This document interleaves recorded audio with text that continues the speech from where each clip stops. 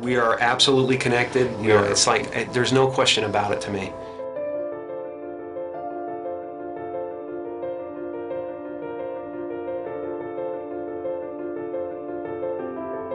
There's no separation. That's been physically proven by science. I think everybody's looking for something that they already have. I think the reason that we don't notice it is because we are so distracted by the human levels of our experience. Because you might not actually be what you think you are. The fact that we're already enlightened, we're already complete, and it's just realizing that you're complete. So everything we do to each other, or everything we see in each other, is us seeing ourselves. And yet the one thing that remains is this feeling of existence.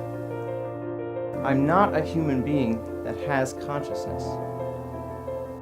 I'm consciousness that is shaped into a human being.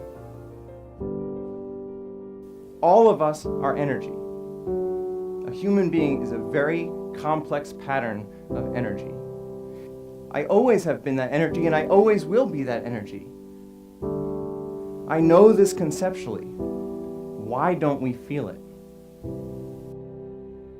And just like an ocean is water in motion, we can call a certain part of that ocean a wave, but it gives us the illusion that the wave is a separate entity in the ocean.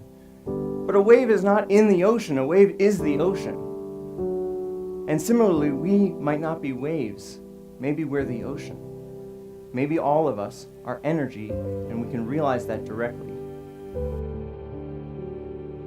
All suffering is based on the illusory separation that there's an individual in the environment, that there's a person that has to survive, that this specific collection of 1,000 trillion atoms has to hold itself together.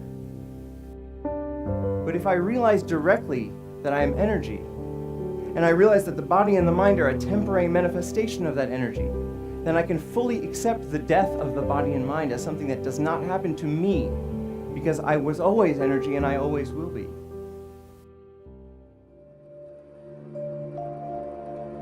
Ego tries to convince us we need to get something, this immortality, that we already possess. Ego is the voice in your head that says you're not as good as that other person. Maybe you need to do something else to make yourself better, to add to yourself. You know, and that's what it constantly is doing. It's trying to keep you from being you and me right now, loving this and loving this life. Once you realize you're complete, then this life and everything in it becomes a play of form, something to toy with and play with and make something good out of, and it really isn't to be worried about. It's to have fun with. You know, everyone is looking for God. And everyone is God, and that everyone is it. It's just now, what do you want to do? And once you realize that, then there's nothing you need. It's just play. You know, nothing you do is going to add anything to you. Right. And nothing you do is going to take anything away from you.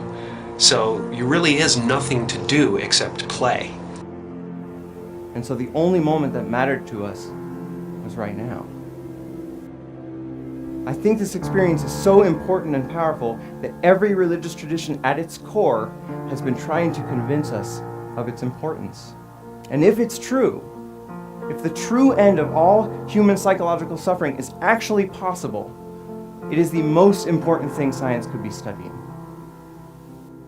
Maybe it's possible that within our lifetimes we could actually eradicate human suffering.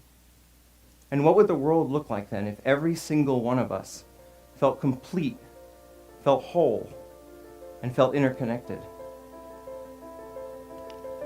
When you let go of individual survival, all of your priorities change because you actually see the entire world as your body.